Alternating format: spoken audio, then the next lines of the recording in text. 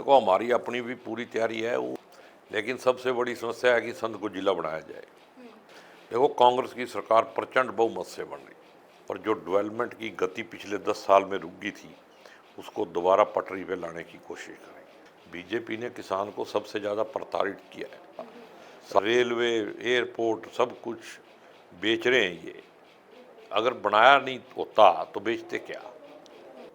क्या अब इस पिछली बार बीजेपी की लहर थी तो उसमें हम जीतते। इस बार तो कांग्रेस के पक्ष में लहर है, उसमें जीतने के लिए संघर्ष कर रहे हैं। हरियाणा के अंदर विधानसभा चुनाव की गर्मियां बड़े जोरों से देखने को मिल रही है। वहीं जितने भी प्रत्याशी हैं ग्राउंड लेवल पर अपनी मुहिम चलाते हुए देखने को मिल रहे हैं, चाहे वो कांग्रेस की बात करें या फिर बीजेपी की बात करें। इसी बीच हमारे साथ बात करने के लिए कांग्रेस के प्रत्याशी शमशेर सिंह गोगी जी हमारे साथ जुड़ चुके हैं। खास बातचीत करने के लिए हम इनसे जानने की कोशिश करेंगे कांग्रेस की तरफ से ग्राउंड लेवल पर इलेक्शन को लेकर क्या कुछ इनकी तैयारियां हैं। सर, सबसे पहले आपका बहुत बहुत स्वागत है हमारे चैनल में, और आपका काफ़ी बिजी शेड्यूल था, बड़ी मुश्किल से आपने टाइम निकाला हमारे लिए। धन्यवाद आपका। बिजी शेड्यूल तो रहेगा, इलेक्शन चल रहा है और एक एक आदमी तक पहुंचने का कार्य जो है वो हम कर रहे हैं। सर, इससे पहले भी आप एमएलए ले चुके हैं, रह चुके हैं इससे पहले आप एमएलए, तो इस चुनाव में क्या कुछ लगता है आपको कि अपोजिट जो आपके अपोजिट में जो पार्टियां खड़ी हैं इलेक्शन लड़ने के लिए, उनका क्या कुछ रोल है और आपकी कितनी तैयारियां हैं? देखो, हमारी अपनी भी पूरी तैयारी है, वो भी अपनी तैयारी से ही लड़ रहे होंगे। जो इलेक्शन लड़ते हैं सब पूरे जोर शोर से लड़ते हैं, वो भी अपनी मेहनत कर रहे हैं, हम भी अपनी मेहनत कर रहे हैं। लेकिन जनता का प्यार और आशीर्वाद हमारे को भारी जन समर्थन जो है मिल रहा है। आप इससे पहले भी एमएलए रह चुके हैं, तो क्या लगता है कि असंध की जनता की बात करें तो उनकी क्या कुछ मुद्दे हैं, क्या कुछ समस्या है, वो बताएं आप। नहीं, जनता की समस्या बहुत है, लेकिन सबसे बड़ी समस्या है कि संघ को जिला बनाया जाए, और वो जिला बनाने का काम हम, अगर कांग्रेस की सरकार आएगी तो करवाएंगे।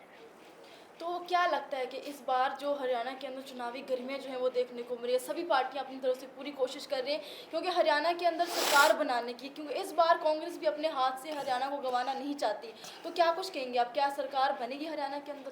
देखो, कांग्रेस की सरकार प्रचंड बहुमत से बन रही इसमें कोई दो राय नहीं। तो क्या लगता है आपको कि जो काम रह गए थे, जो बीजेपी की तरफ से नहीं हो पाए हरियाणा के अंदर, वो कांग्रेस की सरकार आने के बाद क्या वो काम हो पाएंगे? बीजेपी ने कोई काम नहीं किया लोगों को परेशान करने के अलावा। Property ID, family ID, portal, लोगों को घर से बेघर कर दिया उन्होंने। सारा दिन लेके लिफाफे घूमते रहो, थैला लेके।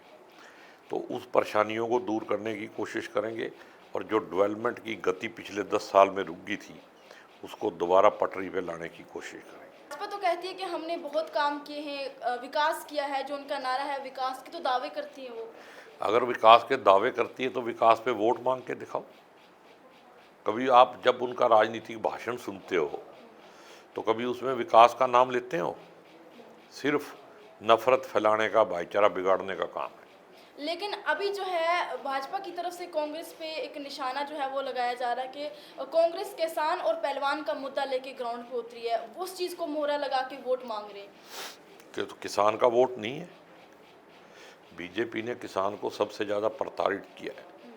700 से ज़्यादा किसान शहीद हुए आंदोलन में। पहलवानों के साथ जो हुआ वो भी सब दुनिया ने देखा है।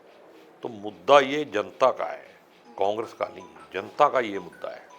तो क्या लगता है कि जो किसानों की जो लड़ाई थी, जो उनके मुद्दे थे, जिन मुद्दों को लेकर उनकी लड़ाई चल रही थी, क्या कांग्रेस सरकार बनाने के बाद उनके मुद्दे पूरे करेगी?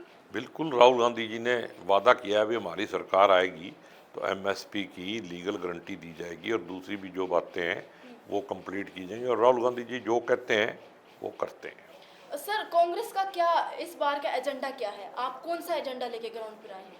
एजेंडा एजेंडा क्या होता है? जनता की सेवा ही एजेंडा है। एजेंडा कोई और एजेंडा नहीं है। जनता की सेवा करना, अपने हल्के का विकास करना, प्रदेश का विकास करना, यही सबसे बड़ा एजेंडा है। तो क्या लगता है कि आप अपने हल्के के जनता के जो उनकी उम्मीद है उन पे खड़ा उतर पाएंगे? हाँ, कोशिश करना हमारा फर्ज है, बाकी आगे परमात्मा करेगा। ठीक है, मैं सब बातें होगी, मैं एक युवा हूँ, आज की पीढ़ी की बात कर रही हूँ, मेरा पहला वोट है, मैं वोट कास्ट करूंगी, तो मैं आपको वोट दूंगी किन मुद्दों को लेकर, क्या सोच के आप मेरे लिए क्या करेंगे, मैं आपको वोट दूँ। देखो, बेरोजगारी बहुत बड़ा मुद्दा है और नौजवानों को आने वाले समय में जो भविष्य है देश का, वो नौजवान है, उसको सकारात्मक स्थिति जो है वो देश में मिले, ऐसा माहौल मिले कि जिसमें वो देश की भी तरक्की कर सके और अपना भी जो ज़िंदगी है उसको सही तरीके से आगे बढ़ा सके। तो ये दावे तो भाजपा ने भी किए थे, 10 साल अपनी सरकार चला दिया भाजपा ने ये दावे करके। नहीं, वो सिर्फ जुमले छोड़ती है, हम जो कहते हैं सो करते हैं। भाजपा कहती है कि 70 साल में सिर्फ कांग्रेस ने जुमले छोड़े, आप भाजपा पे निशाना कर रहे हैं। 70 साल में अगर देश में कुछ हुआ है तो सब कुछ कांग्रेस ने किया है, जो भाजपा ने बेचा है वो हमने ही तो किया था। कांग्रेस कहती है कि जो भाजपा की तरफ से जो काम खोखले थे, जो रह गए थे, इतने 70 साल की खोखलापन जो है वो हमने 10 साल में नहीं निकाल सकते, और फिर हम पे इल्ज़ाम लगाए जा रहे हैं कि आपने विकास नहीं किया।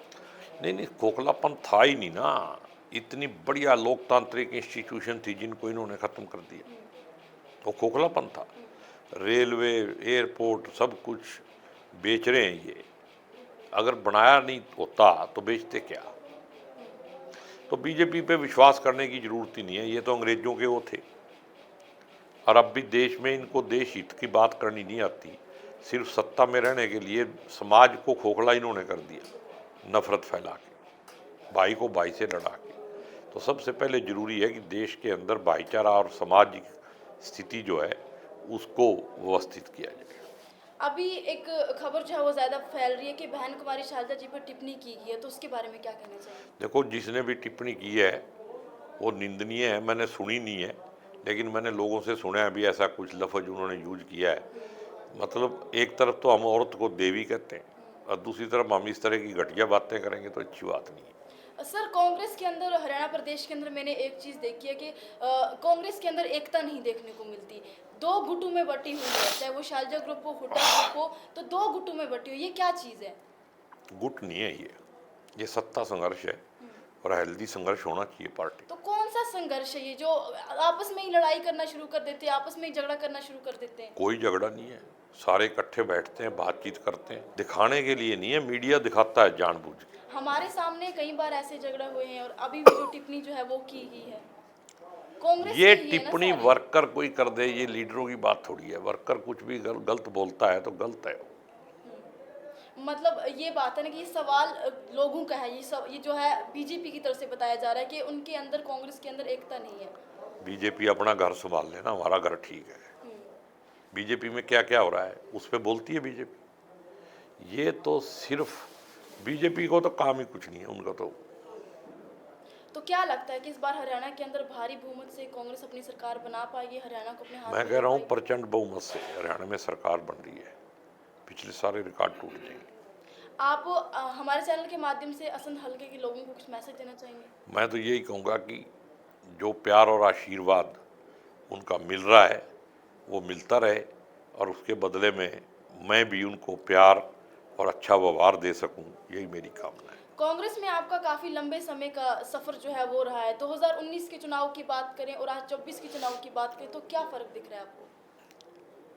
क्या अब इस पिछली बार बीजेपी की लहर थी तो उसमें हम जीतते, इस बार तो कांग्रेस के पक्ष में लहर है, उसमें जीतने के लिए संघर्ष कर रहे हैं। चलिए, बहुत बहुत शुक्रिया अपना कीमती समय देने के लिए। तो ये थे हमारे साथ शमशेर सिंह गोगी जी, जो असंध हलके से जो है चुनाव लड़ने वाले हैं। और वहीं अगर हम आपको बताना चाहूंगे कि 2019 से लेकर 2024 तक एमएलए रह चुके हैं असंध हलके से, जहां भारी लोगों की बहुमत जो है इनके साथ देखने को मिली है। हालांकि इस इलेक्शन की बात करें 2024 की, तो लोग चाहते हैं कि शमशेर सिंह गोगी जी आए, क्योंकि इससे पहले कि इनका जो कार्यकाल रहा है वो लोगों को बहुत ज्यादा पसंद आया है। वही लोगों की डिमांड को देखते हुए इस बार फिर से कांग्रेस ने शमशेर सिंह गोगी जी को मौका दिया है ताकि वो आगे आने वाले इलेक्शन में लड़े और अपनी जीत जो है वो दर्ज करें। अब आगे आने वाले समय में देखते हैं किसकी जीत होगी, कौन जीत दर्ज करता है। हरियाणा प्रदेश की बात करें तो हरियाणा प्रदेश के अंदर किसकी सरकार बनती है। हालांकि दोनों पार्टियां, चाहे बीजेपी बात करूं या फिर कांग्रेस की बात करूं, दोनों पार्टियां जो है एडी चोटी का जोर लगा रहे हैं हरियाणा प्रदेश में अपनी सरकार बनाने के लिए। आप जुड़े इंडिया फैक्ट न्यूज 24/7 के साथ, मैं मुस्कान चौधरी।